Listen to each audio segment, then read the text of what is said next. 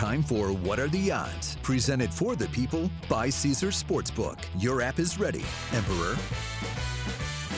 All right, so among the teams still eligible for the playoffs, the Giants had some of the worst preseason odds to win the Super Bowl. Big Blue was plus 13,000, and now their odds are plus 6,000, so that got cut in half. Jaguars in a similar situation, only Detroit and Seattle are coming from greater odds.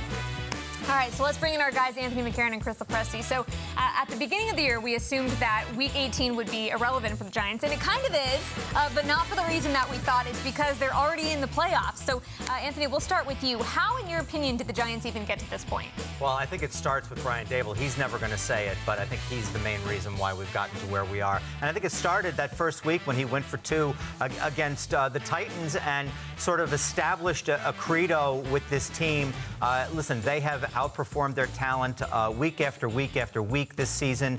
They've got some really good players on the team, but they're at a deficit to most of the teams that they've faced this year, I think. And that is a credit to the coach that they've been able to compile the record that they have, that they're in the position that they're in. I mean, CeeLo, I didn't expect playoffs or even dream of playoffs, and I'm the most optimistic lunatic out there, and I didn't see this coming, but it's credit to the coach. I agree. I mean, look, there's plenty of praise that can be spread around with the way things have played out, but I absolutely have to start and end with the coach and the coaching staff, because when I looked at what they had to do to this roster in the offseason, the way they had to slice and dice, the salary cap situation, I looked at a team that I figured was going to win 5-6 games. So you hit on it. Week one, Daboll setting the tone for what they were going to be about.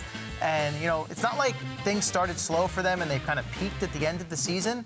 They were 6-1. I mean, they came out of the gate strong, established that they were for real. And even when they went through that period for about a month where they didn't win a game, the tie against Washington included, come out the other end of it and take care of business on the back end, showed me a lot about what they're about, especially when you consider some of the injuries, the lack of talent they have in key positions. Can't say enough about what Brian Daboll's done in year one. Yeah, that was a time when they could have really folded, right? I mean, they could have disappeared and the season could be playing out the string on Sunday, and it's not the case because they came back, and again, the coach. And I love what he's done with Daniel Jones, frankly, because this guy is a new quarterback, and I think Daniel Jones deserves some credit, too. He's obviously put in the work, but he has been coached up in a way that he has not been coached up before, and I think that that has really impacted his game. He is now this remarkably efficient quarterback. The turnovers are gone, and the Giants are enjoying that. He's matured nicely before our very eyes in the Brian Daboll-led offense. They just grow up so fast. Yeah.